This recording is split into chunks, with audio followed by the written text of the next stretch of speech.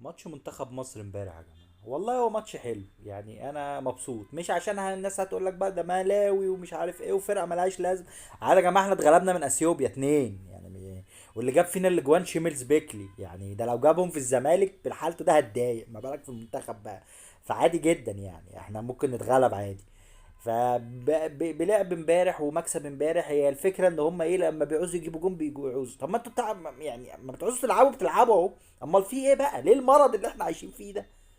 طبعا هو سر ان المنتخب مختلف شويه عن عن الانديه والنكسه اللي بتحصل لها. ان المنتخب اصلا فيه 7 لعيبه في التشكيل الاساسي محترفين، ده مبدئيا. لو احنا بنعتمد على الاهلي والزمالك كان زماننا دلوقتي سجال ما بيننا وما بين ملاوي، ما كان زمانك نازل الماتش او انت بتتفرج مش عارف مين ملاوي ومين اللي منتخب مصر يعني. وده اللي احنا كنا بنشوفه الاوقات يعني الفترات الاخيره مع كابتن حسام البدري وغيره، يعني الله الله يمسيه بالخير.